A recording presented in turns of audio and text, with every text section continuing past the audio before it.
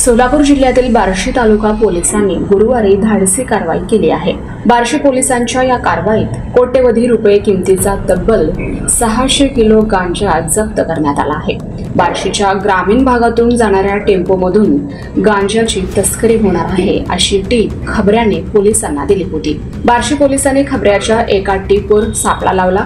संशयास्पद टेम्पोची आणि लॉरीची तपासणी करत 600 किलो गांजा पोलिसांनी जप्त केलाय। अंमली पदार्थ विरोधातील राज्यातील ही सर्वात मोठी कारवाई असल्याचं सांगितलं जात असून यामुळे सोलापूर जिल्ह्यातील बार्शी पोलिसांचे अभिनंदन केलं जात आहे। बार्शी तालुका पोलीस स्टेशनचे एपीआय दिलीप ढेरे यांनी दिलेल्या प्राथमिक माहितीनुसार या प्रकरणात अजूनही सखोल तपास सुरू आहे। संबंधित आरोपींबाबत आवश्यक ती कायदेशीर कारवाई करण्यात येत आहे।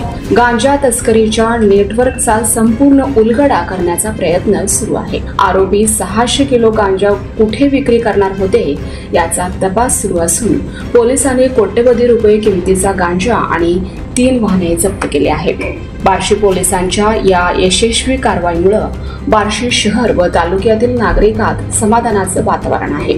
पोलिसांच्या कारवाईचे सर्व स्तरातून कौतुक होत असून अवैध धंदे करणाऱ्यांमध्ये भीतीचं वातावरण निर्माण झालं आहे। पुढील काळातही अशा प्रकारांवर आळा घालण्यासाठी कठोर पावले उचलली जातील अशी अपेक्षा नागरिकांकडून व्यक्त केली जात आहे।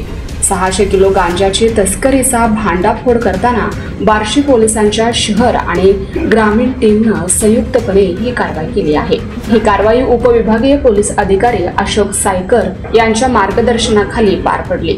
बार्शी शहर पोलीस स्टेशनचे पोलीस निरीक्षक बालाजी कुकडे तसंच तालुका पोलीस स्टेशनचे पोलीस निरीक्षक दिलीप ढेरे यांच्या नेतृत्वाखाली संयुक्त पथकानं ही कारवाई केली आहे। स्थानिक पोलीस दलाच्या सतर्कतेमुळे एवढ्या मोठ्या प्रमाणावर गांजा जप्त करण्यात आला आहे।